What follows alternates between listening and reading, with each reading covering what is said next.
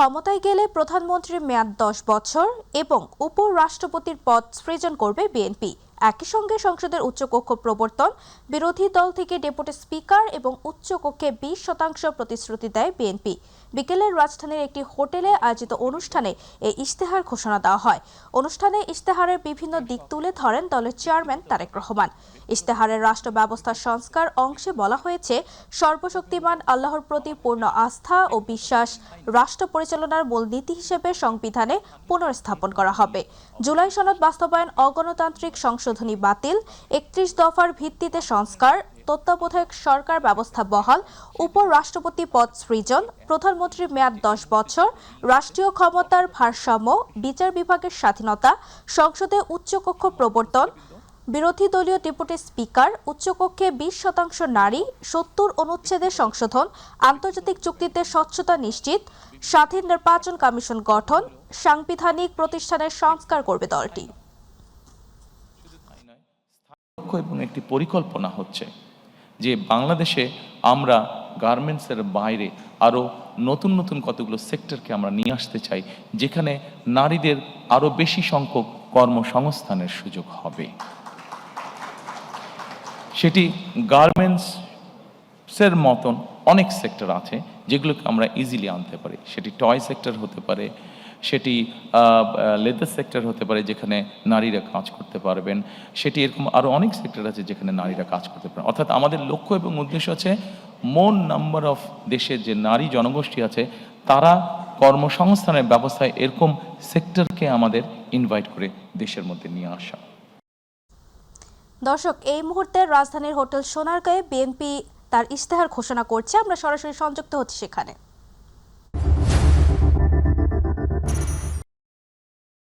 আমগুলোকে, যেগুলো আম নষ্ট হয়ে যেতে পারে, সেগুলো নষ্ট হবার আগে বাই প্রোডাক্ট কী কী তৈরি করা যেতে পারে, কৃষি সংক্রান্ত আরও যেগুলো বিভিন্ন পণ্য উৎপন্ন হচ্ছে সেগুলোকে কীভাবে বাই প্রোডাক্ট করা যেতে পারে। প্রচুর আমাদের আলুর প্রোডাকশন হয়, আলুর বাই প্রোডাক্ট কী কী হতে পারে সেই ধরনের ইন্ডাস্ট্রিগুলোকে গ্রো করতে সহযোগিতা করা। গ্রো করার মাধ্যমে একদিকে যেরকম ইনভেস্ট হবে, ঠিক একইভাবে প্রচুর কর্মসংস্থানের ব্যবস্থা হবে। এরপরে আমাদের যে হাওড় বাওড় আছে, এরপরে যেটি স্লাইড সেটিতে আমি যাওয়ার অনুরোধ করব। আমাদের দেশের বিভিন্ন জায়গায় বিভিন্ন হাওড় বাওড়ের কারণে বিভিন্ন প্রাকৃতিক দুর্যোগ বা বন্যা হয়ে থাকে। এই প্রাকৃতিক দুর্যোগ এবং বন্যাকে নিয়ন্ত্রণ করার জন্য অবশ্যই আমাদের টেকসই বাঁধ দরকার এবং ব্লু ইকোনমি, এটির মাধ্যমে আমাদের হাওড় বাওড় জায়গাগুলো আবার দেখতে অনেক সুন্দর। দেখতে যেহেতু সুন্দর এইগুলো, সেই জন্য এগুলোর মাধ্যমে আমরা এগুলোকে প্রোটেক্ট করার মাধ্যমে আমরা উপকূল উন্নয়ন বোর্ড গঠনের একটি পরিকল্পনা আমাদের আছে। এই উপকূল উন্নয়ন বোর্ড গঠনের মাধ্যমে আমরা ব্লু ইকোনমি এবং পর্যটনকেও এখানে এনকারেজ করতে চাই। এরপরে আপনাদেরকে আমি অনুরোধ করব যে নগরায়ণ ও আবাসন এবং নিরাপদ টেকসই ঢাকা বিনির্মাণ।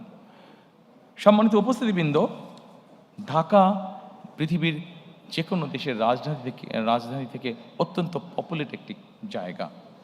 এখন কেন মানুষ ঢাকায় আসছে? ঢাকায় মানুষ এসে বসবাস করছে অনেকগুলো কারণে।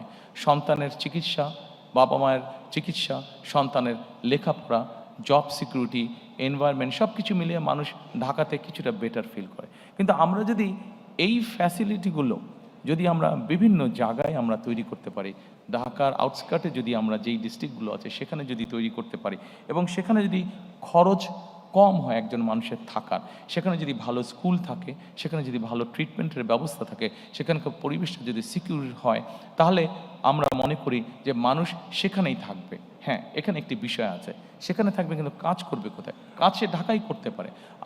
একটু আগে আপনাদেরকে আমি বলেছি যে আমরা চাই রেল লাইনটাকে ডেভেলপ করার জন্য আমাদের পাবলিক ট্রান্সপোর্টটা। এখন এই মুহূর্তে ঢাকা থেকে চট্টগ্রাম যে রেলগাড়িটা আসে সেটার গতি 35 থেকে ম্যাক্সিমাম 40 মাইল, কিন্তু এটাকে যদি ঘন্টায় আমরা রেল লাইন যেটা আছে সেটাকে আমরা সঠিকভাবে তৈরি করে এটাকে যদি ঘন্টায় আমরা 80 মাইলে নিয়ে আসতে পারি বা 100 মাইলের কাছাকাছি নিয়ে আসতে পারি, তাহলে কিন্তু চট্টগ্রাম থেকে ঢাকা আসতে আপনার 2-2.5 ঘন্টার বেশি লাগার কথা না। এবং 2-2.5 ঘন্টা যদি লাগে তাহলে সময় লাগে, তাহলে যে কোনো মানুষ সেখান থেকে এসে ব্যবসা বাণিজ্য বা যেই কাজ থাকুক সেরে আবার একই দিনে ফিরে যেতে পারবে। ঠিক এইভাবে আমরা যদি ঢাকার আশেপাশের সিটিগুলোতে আমরা স্যাটেলাইট টাউন গড়ে তুলতে পারি এবং সেখানকার সাথে যদি রেল কমিউনিকেশন আমরা তৈরি করতে পারি এবং মোটামুটি 1 ঘন্টা 45 মিনিটের মধ্যে মানুষ আসা এবং যাওয়া যদি করতে পারে, তাহলে আমরা ধারণা করছি যে বহু মানুষ তখন ঢাকা শহরে আর থাকবেন না। যেই ফ্যাসিলিটি ঢাকা শহর আছে সেগুলো আমরা ওখানে দিতে পারবো এবং তার যেহেতু যাওয়া আসার জন্য ইজি হবে, তখন সেই মানুষগুলো তারা ওখানেই থাকবেন। শুধু যার কর্মস্থল ঢাকায় সে শুধু আসবেন, এসে কাজ শেষ করে আবার চলে যাবেন। পৃথিবীর অনেক উন্নত দেশগুলোতে এভাবে মানুষ করে থাকে। যদি তারা করতে পারে তাহলে আমরা কেন করতে পারবো না? এটি আমাদের একটা চিন্তা ভাবনা আছে। এরপরে সম্মানিত উপস্থিতিবৃন্দ, আমি আপনাদেরকে অনুরোধ করব পর্যটন খাত দেখার জন্য। অনেকেই আমরা দেখি যে আমাদের দেশে কক্সবাজারের মানুষ যাচ্ছে, আমাদের দেশে আরও কয়েক জায়গায় মানুষ যাচ্ছে, কিন্তু আমরা যদি খেয়াল করে দেখি কক্সবাজারে যে পরিমাণ মানুষ যাচ্ছে সুন্দরবনে সে পরিমাণ মানুষ যাচ্ছে না। যাচ্ছে, কিন্তু সুন্দরবন কিন্তু অনেকগুলো ছোট ছোট প্রাইভেট সেক্টরে অনেক ছোট ছোট কিন্তু ট্যুরিস্ট স্পট হয়েছে। কেন যাচ্ছে না? এই জিনিসগুলো আমাদেরকে সুন্দরভাবে উপস্থাপন করতে হবে। আমাদের দিনাজপুরে এরকম অনেক পুরনো রাজবাড়ি আছে, অনেক মসজিদ আছে, অনেক মন্দির আছে যেগুলার ট্যুরিজম ভ্যালু আছে, যেগুলার হেরিটেজ যেগুলা আমাদের, কিন্তু সেই জিনিসগুলোকে আমরা উপস্থাপন করতে পারিনি সঠিকভাবে। নিশ্চয়ই আপনাদের চোখে পড়েছে, আমি যখন লন্ডনে ছিলাম তখন আমি হঠাৎ একদিন খেয়াল করলাম যে সৌদি আরব তাদের ট্যুরিজমের বিভিন্ন বিষয়ে অ্যাড দিচ্ছে ইন্টারন্যাশনাল টিভি চ্যানেলগুলোতে। তারা বর্তমানে সৌদি আরব তাদের ট্যুরিজমকে এনকারেজ করছে, বিভিন্নভাবে গড়ে তুলছে, ট্যুরিস্ট অ্যাট্রাক্ট করার চেষ্টা করছে। আমাদের এতদিন ধারণা ছিল সৌদি আরবে মানুষ শুধু যায় ধর্মীয় কারণে বা ব্যবসা বাণিজ্যের কারণে, কিন্তু এখন তারা আস্তে আস্তে ট্যুরিজম অ্যাট্রাক্ট করছে। তো সৌদি আরবের মতন দেশ যদি ট্যুরিজম অ্যাট্রাক্ট করতে পারে তাহলে আমরা কেন পারবো না? আমাদের অনেক স্কোপ আছে, অনেক সুন্দর সুন্দর। আমরা রাজশাহীর আম বাগান যেটা আছে, দিনাজপুরের লিচু বাগান আছে, আমরা সেটিকে ঘিরে কেন ট্যুরিজম তৈরি করতে পারবো না? হল্যান্ডে যদি টিউলিপ গার্ডেন দেখতে যেতে পারে মানুষ, তাহলে আমাদের এখানে আমরা কেন এরকম গার্ডেন কোথাও নেই বা কেন তৈরি করতে পারবো না যেখানে মানুষ দেখতে যেতে পারে? কাজে আমরা যদি চেষ্টা করি, আমরা যদি পরিকল্পনা গ্রহণ করি, অবশ্যই আমরা ট্যুরিজম সেক্টরকে শুধু যে কক্সবাজারই সমুদ্র সৈকত দেখতে যাবে তা না, এর পাশাপাশি অনেক ট্যুরিজম সেক্টর, অনেক স্পট, অনেক ডিফারেন্ট কাইন্ডের স্পট আমরা গড়ে তুলতে পারবো ইনশাআল্লাহ। এরপরে আপনাদেরকে আর কষ্ট।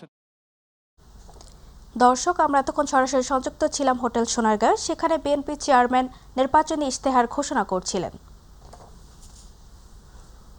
বিএনপি চেয়ারম্যান তারেক রহমান আগামীকাল উত্তরাঞ্চলের 3 জেলায় যাচ্ছেন। প্রথমে ঠাকুরগাঁও, এরপর নীলফামারী হয়ে দিনাজপুর যাবেন। সেখানে নির্বাচনী জনসভা শেষে নানা নানি ও খালার কবর জিয়ারত করবেন তিনি। 2 দশকের বেশি সময় পর তারেক রহমানকে সামনে থেকে দেখার অপেক্ষায় নেতাকর্মীরা। দীর্ঘ 23 বছর পর ঠাকুরগাঁও যাচ্ছেন বিএনপির চেয়ারম্যান তারেক রহমান। দলের মহাসচিব মির্জা ফখরুল ইসলাম আলমগীরের নির্বাচনী এলাকায় করবেন সফরের প্রথম জনসভা। প্রস্তুত হচ্ছে ঠাকুরগাঁও বালক উচ্চ বিদ্যালয়ের মাঠ। ঢাকা থেকে সৈয়দপুর বিমানবন্দর পৌঁছার পর সেখান থেকে হেলিকপ্টারে জনসভা স্থলে যাবেন বিএনপি চেয়ারম্যান। প্রায় 2 যুগ পর তারেক রহমানকে সরাসরি দেখতে পাওয়ার আশায় উচ্ছ্বসিত 3 জেলার নেতাকর্মী ও সমর্থকরা। ঠাকুরগাঁও থেকে নীলফামারীতে জনসভা করবেন বিএনপি চেয়ারম্যান। এরপর যাবেন দিনাজপুরের বিরামপুরে, যেখানে জড়িয়ে আছে তার মায়ের স্মৃতি। প্রায় 20 বছর পর তারেক রহমানকে কাছে পাবে বলে উচ্ছ্বসিত স্থানীয় ও নেতাকর্মীরা। তারা স্বপ্ন দেখছেন বিএনপি ক্ষমতায় এলে অব্যাহত থাকবে এলাকার উন্নয়নের ধারা।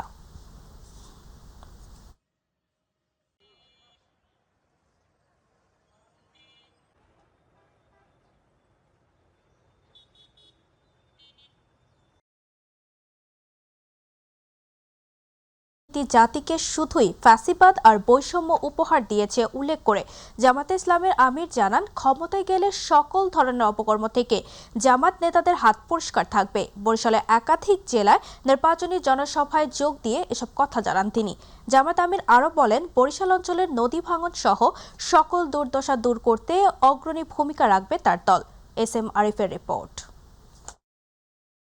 আমাদের আমিরের জামাতের নির্বাচনী প্রচারণার অংশ হিসেবে বরিশালের মেহেন্দিগঞ্জের পাতারহাট আরসি কলেজ মাঠে জনসভায় যোগ দেন জামায়াত ইসলামীর আমির ডাক্তার শফিকুর রহমান। এ সময় তিনি জানান, ক্ষমতায় গেলে কাউকে দুর্নীতি আর চাঁদাবাজি করতে দেবে না জামায়াত। রাঘব বোয়াল, গডফাদার, মাফিয়া এরা থাকবে আইনের দরাছোঁয়ার বাইরে। আর ওই যারা সিসকাচুর তাদেরকে আনবেন আপনি আইনের আওতায় শাস্তি দেবেন, এটা চরম অন্যায়। জড়ে মূলে হাত দিতে হবে ইনশাআল্লাহ। তাই আমরা অঙ্গীকার করেছি, আল্লাহ যদি আমাদেরকে দেশ পরিচালনার সুযোগ দেন, আমরা নিজেরা চাঁদাবাজি করব না, করার কোনো প্রশ্নই উঠে না, এবং কাউকে চাঁদাবাজি করতে দেওয়া হবে না ইনশাআল্লাহ। যারা দুর্নীতি করেন তাদেরকে আর দুর্নীতি করার প্রয়োজন হবে না এবং করতে দেওয়া হবে না। তিনি বলেন 54 বছরে যাদেরকে যত বেশি বঞ্চিত করা হয়েছে, জামায়াতের উন্নয়ন শুরু হবে সেখান থেকে। আমরা সবাইকে সমান অংশ এনে দেব না, যার যেটা ন্যায্য পাওনা তাই তার হাতে তুলে দেওয়া হবে ইনশাআল্লাহ। সবাইকে সমান করে দেওয়ার নাম ইনসাফ নয়। ইনসাফ হচ্ছে যার যার পাওনা তার তার হাতে উপযুক্তভাবে তুলে দেওয়ার নাম। যাদের কোনো মামু খালু ছিলেন না, লাল টেলিফোন ছিলেন না, সেখানে আল্লাহর বান্দারা ওখানে এসে জনগণের পরামর্শ নিয়ে ওখান থেকে উন্নয়ন শুরু করবে ইনশাআল্লাহ। এরপর পটুয়াখালীর বাউফলের পাবলিক মাঠে আয়োজিত জনসভায় অংশ নেন জামায়াতের আমির। সেখানে তিনি জানান, বরিশাল অঞ্চলের নদী ভাঙন সহ সকল দুঃখ দুর্দশা দূর করা হবে। বরিশালবাসীকে অনুরোধ করব, আপনাদের যত বঞ্চনা, নদী ভাঙ্গন হয়ে সর্বহারা হয়ে যাওয়ার হাহাকার, আরো যত বঞ্চনা আছে, ন্যায্যতার ভিত্তিতে, ইনসাফের ভিত্তিতে আপনারা যদি আমাদেরকে সুযোগ দেন, আমরা কথা দিচ্ছি আপনাদের অধিকারের জন্য লড়তে হবে না, দাবি তুলতে হবে না, এটি আমাদের দায়িত্ব হবে আপনাদের ঘরে এসে এই উন্নয়ন পৌঁছে দেওয়া। পটুয়াখালীর জনসভা শেষে আমিরে জামায়াত যোগ দেন জালকাঠির সরকারি উচ্চ বিদ্যালয় মাঠের জনসভায়। বক্তব্যে ভবিষ্যতে দক্ষিণাঞ্চলের কোনো জেলা পিছিয়ে থাকবে না বলে অঙ্গীকার করেন তিনি। আপনারা মেহরবানি করে অনেককে দেখেছেন, 54 বছর দেখেছেন, দফায় দফায় দেখেছেন, এপিট ওপিট করে দেখেছেন, বারবার সুযোগ দিয়েছেন। তারা কি করেছে, কি করবে, বর্তমানে অনেকে জানান দিচ্ছে। আমরা আপনাদের পাশে ছিলাম, আছি, বিপদে আপদে, চরম বিপদে, চরম তাণ্ডবে, আমাদের উপর চরম জুলুম অবস্থায় আমরা দেশ ছেড়ে কোথাও যাইনি। SM আরিফ, মাই টিভি। দর্শক, এই মুহূর্তে পিরোজপুরে আছেন সহকর্মী পারভেজ রাসেল, যুক্ত হচ্ছি তার সাথে। পারভেজ, জামায়াতের আমির কিছুক্ষণ আগে বক্তব্য রেখেছেন, এখানে তিনি কি বলেছেন আর নির্বাচনী আমেজ কেমন দেখছেন আমাদের জানাবেন।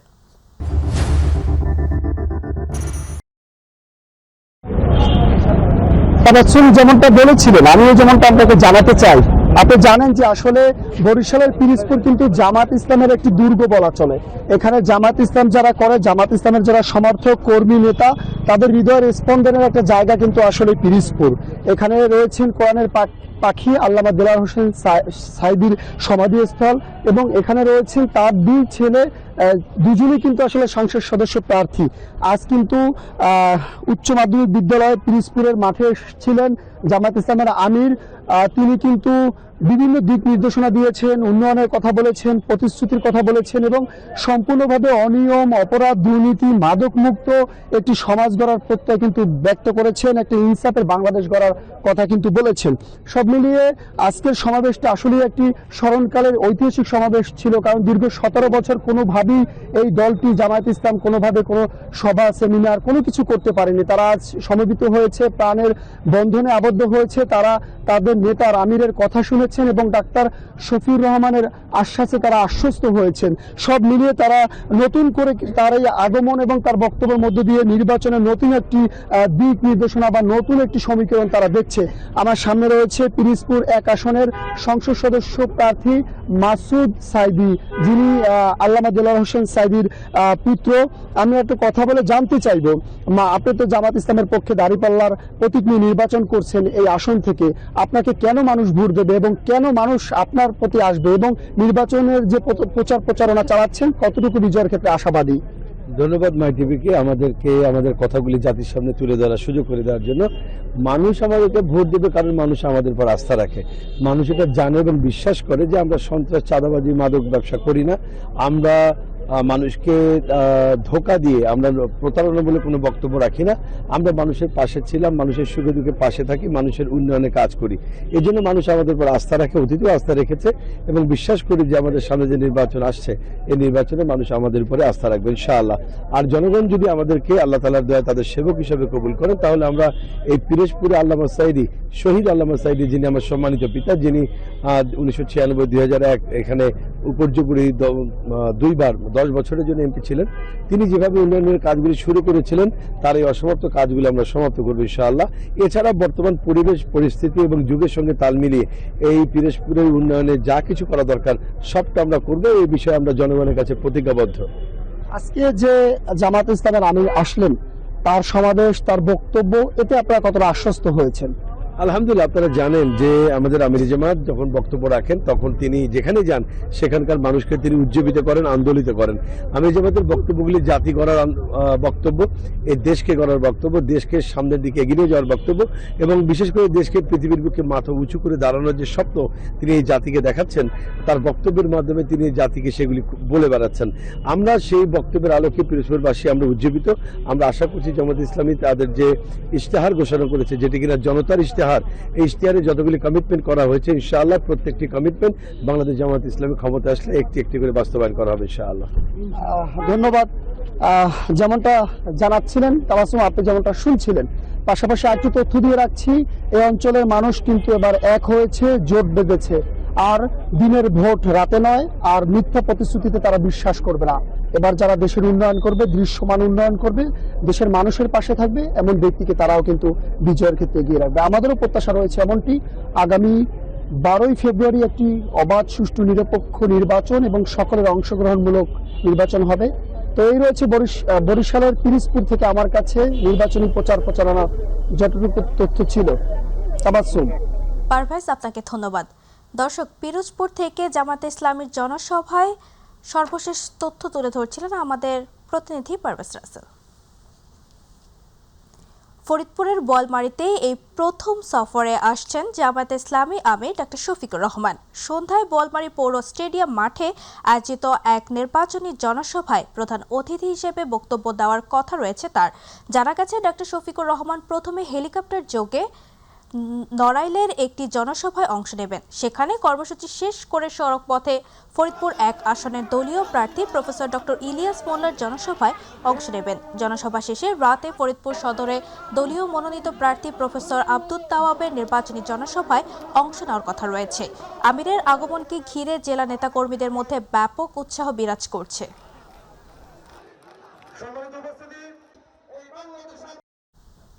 দর্শক, এই মুহূর্তে ফরিদপুরের বোয়ালমারী থেকে জামাত আমিরের নির্বাচনী জনসভার সর্বশেষ জানাচ্ছেন প্রতিনিধি শফিকুল ইসলাম জনি। জি, ধন্যবাদ আপনাকে। আপনি জানেন যে আজ ফরিদপুর আসছেন জামাত ইসলামের আমির ডক্টর শফিকুর রহমান। তার এই আগমনকে ঘিরে কিন্তু আমি এই মুহূর্তে রয়েছি ফরিদপুরের বোয়ালমারী স্টেডিয়াম মাঠে, যেখানে আপনারা দেখছেন যে ইতিমধ্যে কিন্তু কানায় কানায় পরিপূর্ণ হয়ে রয়েছে। জামাতের যারা প্রার্থী সমর্থক যারা রয়েছেন তারা কিন্তু ইতিমধ্যে বোয়ালমারী স্টেডিয়াম মাঠে অবস্থান করছেন। আমরা জানি যে আজ সন্ধ্যার পরে নড়াইল থেকে জামাতের আমির ডক্টর শফিকুর রহমান তিনি কিন্তু এই জনসভায় যোগ দেবেন। এখানকার যিনি ফরিদপুর 1 আসনের যে জামাত জোটের যিনি প্রার্থী রয়েছেন ডক্টর ইলিয়াস মোল্লা, তার এই জনসভায় কিন্তু যোগ দিবেন জামাতের আমির ডক্টর শফিকুর রহমান। আমি যদি একটু জানতে চাই যে এই জামাত আমিরের আগমনকে ঘিরে এই ফরিদপুরের বোয়ালমারীতে কি কি প্রস্তুতি গ্রহণ করা হয়েছে এবং কি পরিমাণ জনসমাগম হবে এখানে, আপনি যদি একটু বলতেন। জি, ধন্যবাদ। আমরা গত 4-5 দিন ধরে আমরা যখন কনফার্ম হয়েছে যে আমিরে জামাত আমাদের এই 1 আসনে আসবে এবং আমাদের ভেন্যু হবে বোয়ালমারী স্টেডিয়াম, এরপর থেকে আমাদের এই 1 আসন তথা মধুখালী, বোয়ালমারী এবং আলফাডাঙ্গার জনগণ মনে হচ্ছে ইতিপূর্বে এত আনন্দ কখনো করেছে কিনা আমি আমার ভাষায় এটা বলতে পারছি না। এবং আমার কাছে মনে হচ্ছে আজকে যে বোয়ালমারী স্টেডিয়াম, এটা অলরেডি জুমার পর থেকে আমাদের লোকবল আসতে শুরু করেছে। আমরা মনে করছি যে আজকে আমাদের এই বোয়ালমারী স্টেডিয়াম সহ টোটাল বোয়ালমারী বাজারে আমাদের জায়গা হবে না। এই বোয়ালমারী যেমনটি শুনছিলেন যে আমরা এখানকার একজন জামাত নেতাকর্মীর সাথে কথা বলছিলাম, তিনি যেমনটি বলছিলেন যে জামাত আমিরের আগমনকে কেন্দ্র করে কিন্তু বোয়ালমারীর স্টেডিয়াম মাঠ ইতিমধ্যেই কিন্তু কানায় কানায় পরিপূর্ণ হয়ে রয়েছে। আমরা যেটি জানি যে আগামী 13শ জাতীয় সংসদ নির্বাচনকে কেন্দ্র করে কিন্তু জামাতের আমির সারা বাংলাদেশ দেশব্যাপী কিন্তু ভ্রমণ করছেন। তারই অংশ হিসেবে কিন্তু আজ সন্ধ্যার পরেই কিন্তু জামাত আমির বোয়ালমারীর স্টেডিয়াম মাঠে ভাষণ দেবেন। এরপরে কিন্তু তিনি ফরিদপুর সদরের যেটি রাজেন্দ্র কলেজ মাঠে কিন্তু তিনি আরেকটি জনসভায় যোগ দেবেন বলেও কিন্তু আমরা জানতে পেরেছি। তো এই ছিল আমার কাছে ফরিদপুরের বোয়ালমারী থেকে জামাত আমির ডক্টর শফিকুর রহমানের আগমনের সর্বশেষ খবর। জনি, আপনাকে ধন্যবাদ। ইসলামী ছাত্র শিবিরের ৪৯তম প্রতিষ্ঠা বার্ষিকী উপলক্ষে ছাত্র শিবির সিলেট মহানগরের উদ্যোগে ৬ ফেব্রুয়ারি সকালে নগরীর ঐতিহাসিক রেজিস্ট্রারি মাঠ থেকে এক বর্ণাঢ্য র্যালি বের করা হয়। অপরদিকে আগামীকাল ঐতিহাসিক সিলেট সরকারি আলিয়া মাদ্রাসা মাঠে সিলেট জেলা ও মহানগর জামায়াতের উদ্যোগে নির্বাচনী জনসভা অনুষ্ঠিত হবে। এতে প্রধান অতিথি হিসেবে উপস্থিত থাকবেন জামায়াতে আমির ডা. শফিকুর রহমান। এ উপলক্ষে আজ আলিয়া মাঠ পরিদর্শন করেন সিলেট মহানগর জামায়াতে আমির ও সমন্বয়কারী মহানগর 11 দলীয় জোট এর মোহাম্মদ ফখরুল ইসলাম সহ সিলেট জেলা ও মহানগর জামায়াত নেতৃবৃন্দ। এ সময় সিলেট সিটি কর্পোরেশন ও আইন শৃঙ্খলা রক্ষাকারী বাহিনীর ঊর্ধ্বতন কর্মকর্তাবৃন্দ উপস্থিত ছিলেন। ডাকসুর সাবেক ভিপি ও বিএনপির চেয়ারপারসনের উপদেষ্টা আমানুল্লাহ আমান বলেছেন, দেশে ও গণতন্ত্রের বিরুদ্ধে গভীর ষড়যন্ত্র চলছে। ৭১-এর ঘাতক ও মা বোনেরা ইজ্জত লুণ্ঠনকারী আবারও প্রতাপ দেখাচ্ছে, কিন্তু জনগণ কখনোই তাদের গ্রহণ করবে না। ঢাকা ৭ আসনের ধানের শীষের প্রার্থী হামিদুর রহমানের সমর্থনে কামরাঙ্গীরচর থানা বিএনপির ৫৬ ও ৫৭ নম্বর ওয়ার্ড আয়োজিত এক নির্বাচনী জনসভায় প্রধান অতিথির বক্তব্যে তিনি এসব কথা বলেন। কামরাঙ্গীরচর থানার বিএনপির আহ্বায়ক মোহাম্মদ নাইমের সভাপতিত্বে অনুষ্ঠিত জনসভায় বিশেষ অতিথি হিসেবে উপস্থিত ছিলেন বিএনপির জাতীয় নির্বাহী কমিটির সহ যুব বিষয়ক সম্পাদক মীর নওয়াজ আলী, জাতীয় নির্বাহী কমিটির সদস্য নাসিমা আক্তার কল্পনা, ঢাকা মহানগর উত্তর বিএনপির যুগ্ম আহ্বায়ক মনির চেয়ারম্যান। এছাড়া স্থানীয় বিএনপি ও অঙ্গ সংগঠনের নেতাকর্মীরা জনসভায় উপস্থিত ছিলেন। ২৬-এর গণঅভ্যুত্থান তারেক রহমান যেটা বলেছেন, আবু সাঈদ ওয়াসিমের রক্তের বিনিময়ে, রিয়াজের রক্তের বিনিময়ে রাজপথে ফয়সালা হয়েছিল, হাজার হাজার ছাত্র জনতার রক্তের বিনিময়ে সেদিন গণঅভ্যুত্থান সৃষ্টি হয়েছিল। আজকে পেয়েছি আমরা নতুন বাংলাদেশ। এই বাংলাদেশকে আমাদের গড়ে তুলতে হবে। এই বাংলাদেশকে কখনোই রাজাকারের হাতে তুলে দেওয়া যাবে না। ত্রয়োদশ জাতীয় সংসদ নির্বাচনে নারায়ণগঞ্জ ১ আসনে ধানের শীষ প্রতীকে ভোট চেয়ে প্রচারণা করছেন বিএনপির মনোনীত প্রার্থী মুস্তাফিজুর রহমান ভূঁইয়া দীপু। রূপগঞ্জের যাত্রামুড়া, দিঘি বরাব, মোগরাকুল, নোয়াপাড়া সহ আশপাশের এলাকায় ভোটারদের দাঁড়ে দাঁড়ে গিয়ে ধানের শীষের পক্ষে ভোট প্রার্থনা করেন তিনি। এ সময় তারাপো পৌর বিএনপি সদস্য আমিনুল ইসলাম, বিএনপি নেতা মাহমুদ হাসান সিয়াম ও যুবদল নেতা মাহবুব ভূঁইয়ার উদ্যোগে আনিসুর রহমান সানি, স্থানীয় বিএনপি ও অঙ্গ সংগঠনের কয়েক শত নেতাকর্মী প্রার্থীর সঙ্গে গণসংযোগ অংশ নেয়। এই জোয়ারে আসলে কেউ থাকতে পারছে না, সবাই একত্রে ঘোষণা করে আমাদের স্বপ্নের রূপগঞ্জ করার জন্য আমরা সবাই একত্রে মিলে কাজ করা শুরু করছি।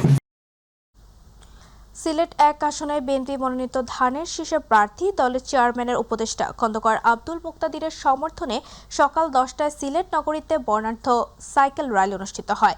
র্যালি আনুষ্ঠানিক উদ্বোধন করেন খন্দকার আব্দুল মুক্তাদির। সিভিক্স ভয়েসর প্রতিষ্ঠাতা চেয়ারম্যান পাশা খন্দকারের নেতৃত্বে র্যালিটি সিলেট কেন্দ্রীয় শহীদ মিনার থেকে শুরু করে ক্রিং ব্রিজ এলাকায় এসে সুরমা নদীর পার পরিচ্ছন্নতায় অংশগ্রহণ করেন।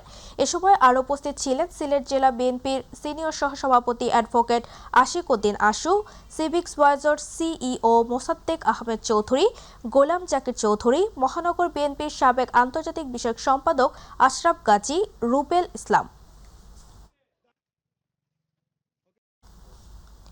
ত্রয়োদশ জাতীয় সংসদ নির্বাচনকে সামনে রেখে শরীয়তপুর ৩ আসনে ধানের শীষে মনোনীত প্রার্থীর পক্ষে শেষ মুহূর্তে জোর প্রচারণা চলছে। এ উপলক্ষে ডেমোডা উপজেলা সিডা ইউনিয়ন বিএনপির উদ্যোগে ধানের শীষের প্রার্থী মিয়া নুরুদ্দিন আহমেদ অপুকে বিজয়ী করার লক্ষ্যে এক বিশাল জনসভা অনুষ্ঠিত হয়েছে।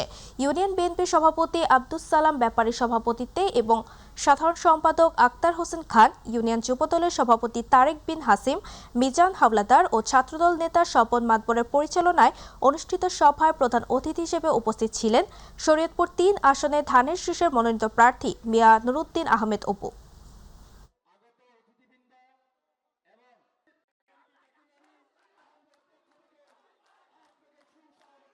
মা বোনরা, আমার মুরব্বীরা সবাই আমাকে যে ভালোবাসা দেয় সেটা মনের উজাড় করা ভালোবাসা। মাত্র ১ সপ্তাহ পর এদেশে বাংলাদেশে এক নতুন ইতিহাস রচিত হবে। শরীয়তপুর ৩-এ এক নতুন ইতিহাস রচিত হবে ইনশাআল্লাহ। চট্টগ্রাম ১৫ আসনে বিএনপি মনোনীত প্রার্থী নাজমুল মোস্তফা আমিন অভিযোগ করেছেন, ধানের শীষের পক্ষে গণজোয়ার দেখে একটি পক্ষ সহিংসতা জড়াচ্ছে। তিনি বলেন, বিভিন্ন এলাকায় বিএনপির অফিস ও ব্যানার পুড়িয়ে দেওয়া হচ্ছে। গত রাতে সাতকানিয়ার মাদারসা ইউনিয়নে তার একটি নির্বাচনী অফিসে অগ্নিসংযোগ করা হয়েছে। গণসংযোগকালে তিনি দাবি করেন, অফিস ও ব্যানার পুড়িয়ে আগামী 12 তারিখের নির্বাচনে ধানের শীষের বিজয় ঠেকানো যাবে না। এই ঘটনায় জড়িতদের 72 ঘণ্টার মধ্যে গ্রেফতারের দাবি জানান তিনি। মাদারসা ইউনিয়নের বিভিন্ন এলাকায় গণসংযোগ ও পথসভায় শত শত নেতাকর্মী তার সঙ্গে অংশ নেন।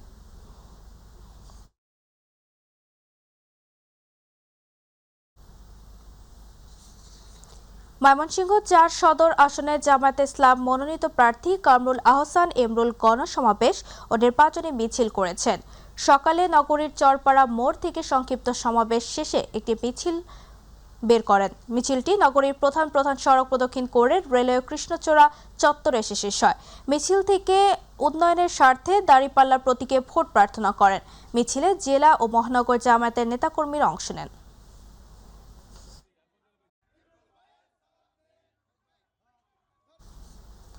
আসন্ন ত্রয়োদশ জাতীয় সংসদ নির্বাচনের নেত্রকোনা ৪ আসন সংসদীয় আসনে মদন মোহনগঞ্জ খালিয়াজুড়ি বিএনপি মনোনীত ধানের শীষ প্রতীকে সাবেক স্বরাষ্ট্র প্রতিমন্ত্রী লুৎফুজ্জামান বাবরের পক্ষে তৃতীয় লিঙ্গের হিজড়া সম্প্রদায়ের লোকজন প্রচারণার অংশ হিসেবে মদন পৌর শহরের বিভিন্ন সড়কে লিফলেট বিতরণ ও মিছিল অনুষ্ঠিত হয়েছে।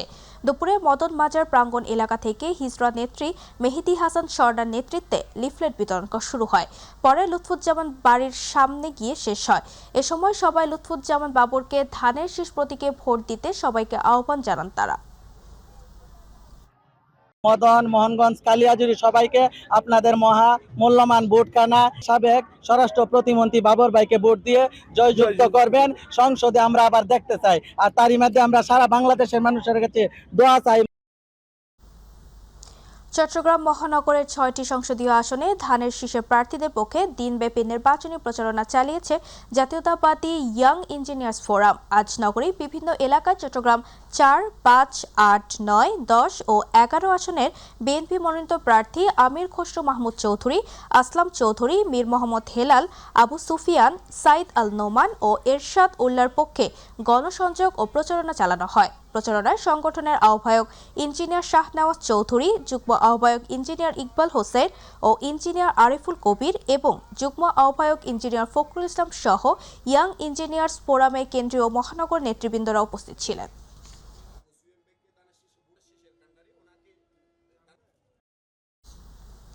কুষ্টিয়া ৩ সদর আসনে জামায়াত মনোনীত সংসদ সদস্য প্রার্থী ইসলামিক বক্তা মুফতি মাওলানা আমির হামজা তার ভেরিফাইড ফেসবুক পেজ ডিসেবল হওয়ায় সংবাদ সম্মেলন করেন। তিনি অভিযোগ করেন, পরিকল্পিত ফেক স্ট্রাইক ও সাইবার হামলার মাধ্যমে তার অনলাইন প্রচারণা বন্ধের চেষ্টা চলছে। নির্বাচনে পরাজয়ের আশঙ্কায় প্রতিপক্ষ এই কাজ করছে বলে দাবি করেন। তিনি ফেসবুকে আপিল, আইনগত ব্যবস্থা ও সুষ্ঠু তদন্তের দাবি জানান এবং প্রশাসনের কাছে নিরাপদ নির্বাচনী পরিবেশ নিশ্চিত করার আহ্বান জানান। নেতাকর্মীদের নিরাপত্তা নিশ্চিতেরও দাবি তোলেন তিনি। দেশ এবং মানবতার জন্য, ইসলামের জন্য যেগুলো উপকারী, এগুলো আমি পৌঁছিয়ে দিতাম। কিন্তু দুঃখের সহিত লক্ষ্য করলাম, একটা কুচক্রী মহল পরিকল্পিতভাবে আমার অফিসিয়াল পেজের বিরুদ্ধে ফেক স্ট্রাইক বা মিথ্যা অভিযোগ নিয়মিতভাবে করে তারা রিপোর্ট চালাচ্ছিল। এমতো অবস্থায় আমার ভেরিফাইড পেজ আজ দুপুরবেলা ডিসেবল হয়ে যায়, নষ্ট হয়ে যায়। নির্বাচনে নিশ্চিত পরাজয়ের আশঙ্কায় একটি দল এবং তাদের নেতাকর্মীরা ভীত হয়ে এ ধরনের ন্যাক্কারজনক সাইবার সন্ত্রাসে জড়িয়েছে বলে আমার মনে বিশ্বাস। ফরিদপুর ৪ ভাঙ্গা সদরপুর চরভদ্রাসন আসনে বিএনপির মনোনীত সংসদ সদস্য প্রার্থী মোহাম্মদ শহীদুল ইসলাম খান বাবুল বিভিন্ন বিষয় নিয়ে এক সংবাদ সম্মেলন করেছেন। সকালে নির্বাচনী এলাকা সদরপুরে সংবাদ সম্মেলনে এই আসনের স্বতন্ত্র সংসদ সদস্য পদপ্রার্থী স্থাপিত মুজাহিদ বেগের বিভিন্ন মিথ্যাচার, কালো টাকার মাধ্যমে ভোটারদের প্রভাবিত করা সহ নানা অভিযোগ তুলে ধরেন। এ সময় উপস্থিত ছিলেন ভাঙ্গা উপজেলা বিএনপির সভাপতি খন্দকার ইকবাল হোসেন সেলিম, বদিউজ্জামান সহ বিএনপির নেতৃবৃন্দ।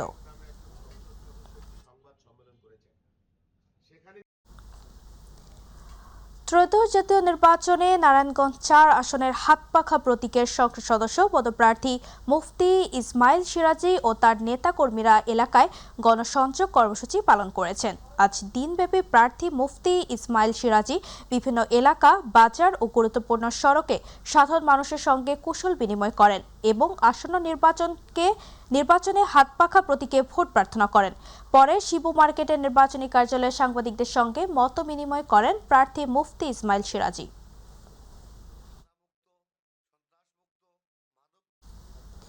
মানিকগঞ্জ 1 আসনের ধানের শীষে মনোনীত প্রার্থী এস.এ. জিন্নাহ কবির এর নির্বাচনী প্রচারণা সভা অনুষ্ঠিত হয়েছে।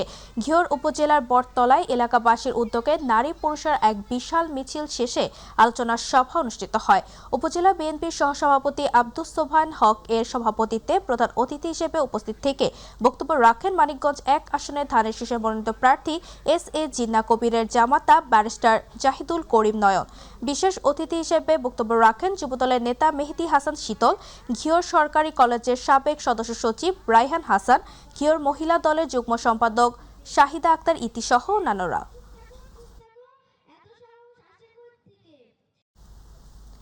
বাংলাদেশ আনসার ও গ্রাম প্রতিরক্ষা বাহিনীর মহাপরিচালক মেজর জেনারেল আব্দুল মোতালেব সাজ্জাদ মাহমুদ বলেছেন, ত্রয়োদশ সংসদ নির্বাচনে সারা দেশে 5,60,000 আনসার ভিডিপি সদস্য মোতায়েন করা হবে।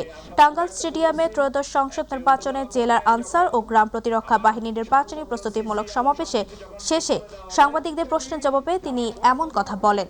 এ সময় জেলা আনসার ভিডিপির জেলা কমান্ডেন্ট রেজাউল ইসলাম সহ বিভিন্ন উপজেলা থেকে আগত আনসারের অন্যান্য সদস্যবৃন্দ উপস্থিত ছিলেন। উল্লেখ্য, টাঙ্গাইলের 8টি আসনে নির্বাচনী 13,500 শতাধিক আনসার সদস্য দায়িত্ব পালন করবেন। প্রথমেই আমরা আমাদের সদস্যদের, যেটা আমরা এই প্রথমবারের মতো ডিজিটাল আমাদের যে প্ল্যাটফর্মের মাধ্যমে রেজিস্ট্রেশনের মাধ্যমে করেছি, এত বড় সংখ্যক 9 লক্ষ আমরা আনুমানিক আমাদের রেজিস্ট্রেশন করতে হয়েছে, কিন্তু আমরা তো আর সবাইকে ডিউটি দিতে পারবো না। সো 5.5 লক্ষের এই সর্টিংটা করা সহজ হয়েছে শুধুমাত্র আমাদের এই সফটওয়্যার থাকার কারণে। ত্রয়োদশ জাতীয় সংসদ নির্বাচনে গোপালগঞ্জ 2 আসনের স্বতন্ত্র প্রার্থী কামরুজ্জামান ভূঁইয়া লুটুল নির্বাচন সংক্রান্ত বিষয়ে সংবাদ সম্মেলন করেছেন। বেলা 11:30টায় শহরের লঞ্চঘাট সংলগ্ন তার নির্বাচনী কার্যালয়ে এ সংবাদ সম্মেলন করেন। এ সময় বিভিন্ন টেলিভিশনের গোপালগঞ্জ প্রতিনিধি সহ জেলার প্রিন্ট ও ইলেকট্রনিক মিডিয়ার সাংবাদিকগণ উপস্থিত ছিলেন। এছাড়া স্বতন্ত্র প্রার্থী লুটুল ভূঁইয়ার নির্বাচনী নেতাকর্মীরা উপস্থিত ছিলেন।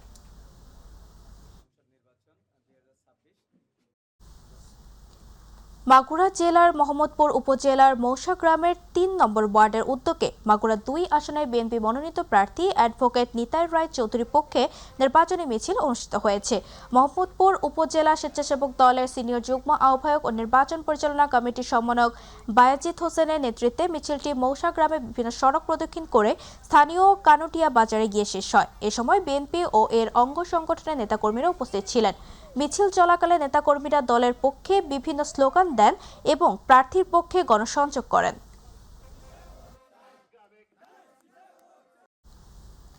কুষ্টিয়ার কুমারখালীতে ইসলামী ছাত্র শিবিরের 49তম প্রতিষ্ঠা বার্ষিকী উপলক্ষে র্যালি ও সমাবেশ অনুষ্ঠিত হয়েছে।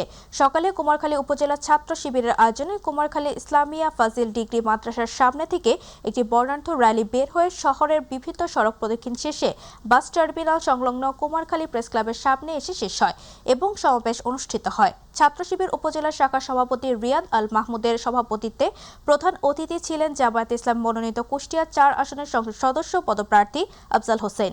অন্যান্যদের মধ্যে বাংলাদেশ জামায়াত ইসলাম উপজেলা শাখার আমির আফতাব উদ্দিন সহ ছাত্র শিবিরের সকল নেতাকর্মী উপস্থিত ছিলেন।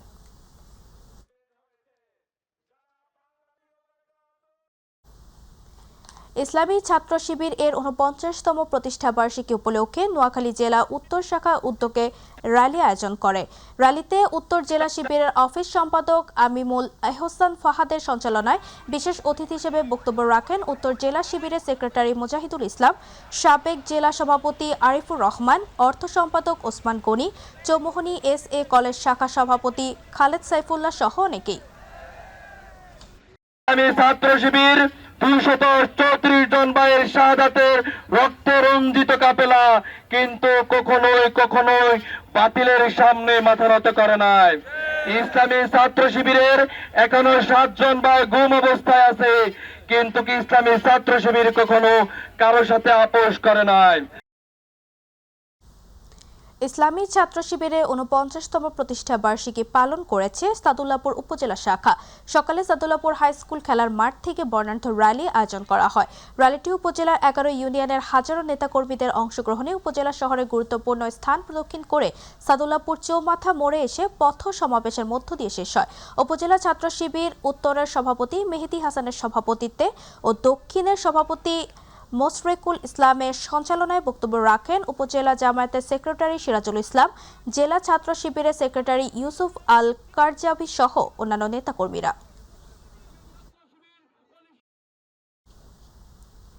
ছাত্র শিবিরের ৪৯তম প্রতিষ্ঠা বার্ষিকী উপলক্ষে চট্টগ্রাম মহানগর দক্ষিণ শাখার উদ্যোগে আজ সকালে একটি বর্ণাঢ্য র্যালি অনুষ্ঠিত হয়েছে। নগরীর আগ্রাবাদ থেকে দেওয়ানহাট পর্যন্ত অনুষ্ঠিত র্যালিতে প্রধান অতিথি ছিলেন মহানগর দক্ষিণ শাখার সভাপতি মাইমুনুল ইসলাম মামুন।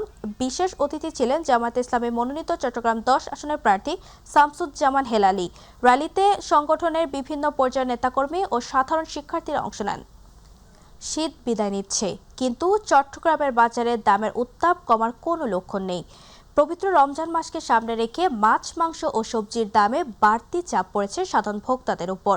কাঁচা বাজার ঘুরে দেখা গেছে শীতকালীন সবজির সরবরাহ কমে যাওয়ায় বেশিরভাগ সবজির দাম কেজিতে বেড়েছে ১০ থেকে ২০ টাকা। একই সঙ্গে শসা, বরবটি ও ঢেঁড়সের মতো গ্রীষ্মকালীন সবজি বিক্রি হচ্ছে কেজি প্রতি ১২০ থেকে ১৪০ টাকায়। মাছের বাজারেও স্বস্তি নেই। সরবরাহ কম থাকায় বেশিরভাগ মাছের দাম চড়া। রমজানকে সামনে রেখে বেড়েছে গরুর মাংস ও মুরগির দামও। তবে ডিমের বাজারে কিছুটা স্বস্তি দেখা গেছে। ভোক্তারা বলছেন, বাজারে সিন্ডিকেট ও দুর্বল মনিটরিংয়ের কারণেই নিত্যপণ্যের দাম নিয়ন্ত্রণে আসছে না। বাজারে স্বস্তি ফেরাতে সরবরাহ বাড়ানো ও কঠোর নজরদারির দাবি তাদের। ব্রাহ্মণবাড়িয়ায় স্বর্গীয় জ্যোৎস্না রানীর পালের স্মৃতিতে শিক্ষার্থীদের মেধাবৃত্তি প্রদান করা হয়েছে। শুক্রবার সকালে শহরের আনন্দময়ী বালিকা উচ্চ বিদ্যালয় মিলনায়তনে এই উপলক্ষে আয়োজিত অনুষ্ঠানের প্রধান অতিথি ছিলেন সাবেক মেয়র হাফিজুর রহমান মোল্লা। বিদ্যালয়ের প্রধান শিক্ষক মোহাম্মদ আবু জামালের সভাপতিত্বে ব্রাহ্মণবাড়িয়া টেলিভিশন জার্নালিস্ট অ্যাসোসিয়েশনের সভাপতি আল আমিন শাহিনের সঞ্চালনায় বিশেষ অতিথি ছিলেন অবসরপ্রাপ্ত জেলা শিক্ষা অফিসার সুনীল চন্দ্র দেব। ব্রাহ্মণবাড়িয়া সরকারি মহিলা কলেজের প্রাক্তন অধ্যক্ষ প্রফেসর এ.এস.এম. শফিউল্লাহ, চলচ্চিত্র প্রযোজক আব্দুল মমিন খান, বিদ্যালয় পরিচালনা কমিটির সাবেক সভাপতি রাশেদ কবির আকন্দ সহ আরও অনেকে। অনুষ্ঠানে ২২ জন শিক্ষার্থীকে মেধাবৃত্তি প্রদান করা হয়।